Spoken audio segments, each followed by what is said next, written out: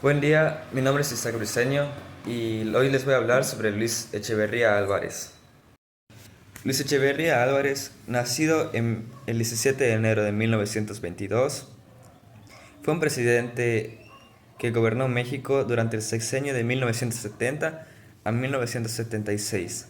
Si bien antes de su gobernatura, en 1945, fue titulado como abogado en la UNAM y en 1946 ingresó al PRI trabajando como secretario de Sánchez Taboada.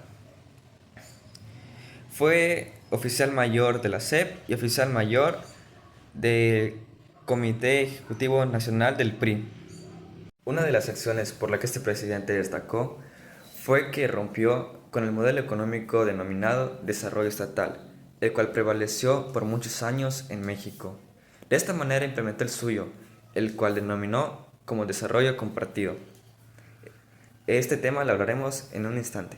El desarrollo compartido fue un nuevo modelo económico, el cual rompió con el desarrollo estatal. Si bien el desarrollo económico compartido tenía la finalidad de aumentar la distribución de los ingresos y ampliar la intervención estatal en la economía. En cuanto a la política económica, Luis Echeverría viviría en un constante conflicto con los empresarios y los obreros de esta empresa, así como también en la producción de bienes. Para ello hablaremos de la política económica más adelante. La política económica de Luis Echeverría se basaba en el crecimiento económico a medida de la producción de bienes primarios, los cuales permitirían la producción de bienes secundarios, los cuales eran más complejos de adquirir. Si bien su gobierno era más abierto políticamente y populistamente a favor de los obreros, situación la cual trajo conflictos con los dueños de empresa, los cuales crearon el Consejo de Comisión Empresarial. Por último, otro de los conflictos los cuales Luis Echeverría vivió fue la crisis mundial de las demandas de las materias primas, el cual, al no cobrar impuestos en México, no pudo adquirir una recaudación de fondos, situación que hizo devaluar la moneda mexicana. En cuanto a política externa, Luis Echeverría defendió el derecho del tercer mundo, ayudó a la política socialista del chileno Salvador Allende y estableció relaciones públicas con la República Popular de China, y la cual dio acercamiento a Cuba.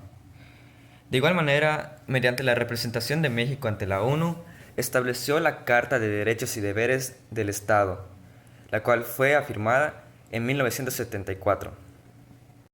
En cuanto a los organismos que Luis Echeverría fundó durante su sexenio, fueron los siguientes: el Instituto Mexicano del Comercio Exterior, la Universidad Autónoma Metropolitana, el Colegio de Bachilleres, Tabacos Mexicanos, el Instituto Nacional del Consumidor, entre otros más. Todo esto fue con la intención de llevar a cabo la política de servicios que se planteaba durante su sexenio. Los movimientos sociales manifestados durante el gobierno de Luis Echeverría fueron el halconazo, la guerrilla, el caso Excelsior y el sindicalismo.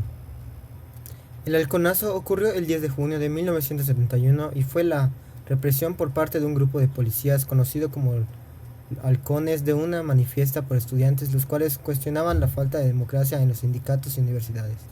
La guerrilla ocurrió gracias a que surgió una izquierda radical que encontró con la lucha armada su opción de acción política y se fortalecía a través de la guerrilla urbana. En 1976 fue sometida. El caso Excelsior fue la censura hacia este periódico por realizar una crítica que irritó a los grupos políticos y sectores empresariales, y Echeverría atentó un golpe interno contra el director del periódico, haciendo que la empresa quedara en manos de la gente allegada al gobierno.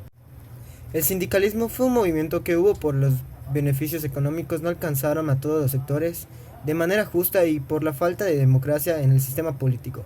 Este denunciaba las situaciones que vivían: rezago salarial, deficiencias, condiciones laborales, uso sistemático de la violencia, violación a los derechos obreros, falta de democracia, malversación y robo de fondos sindicales, corrupción y complicidad entre el gobierno y los empresarios. José Guillermo López Portillo nació en la Ciudad de México un 16 de junio de 1920. Fue un abogado y político mexicano que fue elegido presidente de los Estados Unidos mexicanos en el sexenio de 1976 hasta 1978. En 1973 fue presentado como ministro de Hacienda, que desempeñó su postulación hasta ser candidato presidencial en 1975. Fue el único candidato que contó con registro oficial. En su periodo sucedieron hechos con la concentración, la petrolización de la economía y la ampliación de la reforma política inicial para democratizar al país, la primera visita del Juan Pablo II y apenas un par de años más el alto crecimiento económico nacional de su historia, seguido una grave caída. López Portillo era parte del Partido Revolucionario Institucional, reconocido por una crisis económica de las más grandes en la historia, ya que el desempleo aumentó en todo el país y se dieron más tensiones y problemas sociales. Con López Portillo en la presidencia, la petrolización de la economía mexicana se vino en un crecimiento muy increíble. Durante los primeros 3 años se encontraron muchos yacimientos de petróleo y todo esto ayudó a que el país estuviera en estabilización. A todos estos sucesos se le llamó la petrolización de la economía mexicana, que ocupó lugar en 1970. El petróleo no es eterno, se causó una inestabilidad. De nuevo, nunca se fue. Estuvo detrás del petróleo mientras México dependía del petróleo. Ahora todo el petróleo está manejado por Pemex y esta está controlada. La petrolización. La petrolización es una característica económica y política que se da cuando un país se basa en gran parte de su economía en extracción y venta de petróleo. La petrolización puede ser definida sencillamente como la economía que se basa en su mayor porcentaje de ingresos derivados del petróleo. La petrolización en México fue un periodo donde los mexicanos centraron todos los ingresos de dinero en los pozos petroleros que se encontraron. Esto pasó durante la presidencia de López Portillo y fue dado en 1981 cuando se vino otra vez la inestabilidad económica de nuestro país. Una inestabilidad que nunca se fue, solo se escondió detrás del petróleo. La estatización de la banca en México es un proceso mediante el cual a principios de los años 80 determinó la elección de diversas medidas de política económica que modificaron la operación del sistema financiero mexicano. El 1 de septiembre de 1982, durante su informe de gobierno, el presidente López Portillo anunció la nacionalización de la banca y el decreto que sentó las bases de operación del nuevo régimen, como las reformas de los artículos 25 y 28 de la Constitución. La estatización de la banca era precisamente una medida para controlar los capitales. Algunas de las instituciones gubernamentales que se fundaron en la presidencia de López Portillo están la Profeco, que fue fundada el 5 de febrero de 1916 en la Ciudad de México, que consta de la Procuraduría Federal del Consumidor, organismo público descentralizado y sectorizado de la Secretaría Económica del Gobierno Federal Mexicano. En el segundo lugar tenemos al DIF, el Sistema Nacional para el Desarrollo Integral de las Familias. Es una institución pública mexicana de asistencia social fundada en 1977, que se enfoca en desarrollar el bienestar de las familias mexicanas. La institución fue fundada por Carmen Romano, esposa del presidente José López Portillo. En 1980 se afirmó los Acuerdos de San José para suministrar petróleo a Centroamérica y el Caribe.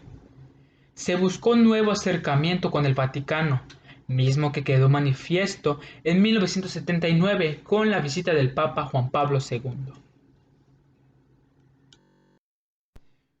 Completaba el reordenamiento de la economía, por lo que afectó a tierras agrarias, con el fin de dedicar todos los esfuerzos a mayor producción. Se emitieron los petrobonos con el simple interés de dar atractividad al precio del petróleo. El Negro Durazo Moreno, excomandante de la Dirección Federal de Seguridad, nació en Sonora en 1924 y estudió en el Instituto Polémico Nacional junto a López Portillo. En 1948 dejó de ser empleado del Banco de México y se convirtió en el inspector de tránsito, hasta que 2 años después entró a la Dirección Federal de Seguridad. Cuando su compadre llegó a la presidencia, fue nombrado titular de la desaparecida Direccional General de Policía y Tránsito del Distrito Federal. En 1976 creó la División de Investigaciones para las Prevenciones de la Delincuencia y permaneció vigente hasta 1982, Sin embargo, los 6 años de su existencia se recuerdan como los más corruptos dentro de la organización, puesto que ahí se planearon secuestros, robos de bancos, detenciones ilegales, etc. El nepotismo es un trato favorable hacia familiares o amigos a los que se otorgan cargos públicos por el hecho de serlo, sin tener en cuenta otros méritos. Acerca del periodo de estos dos presidentes, las consecuencias que dejaron fueron aún peores que las que ya se tenían arrastrando, y los que más sufrieron consecuencias fueron los habitantes, dejando al país con una gran inflación en la moneda y con aún mayores deudas del país, incrementando el gasto público, arraigando esto a fallas administrativas y recargo de tasas de interés. Hasta cualquiera se puede dar una idea con solo ver que en el año 1981 no solo se duplicó la deuda externa del año 1973, sino que la triplicó.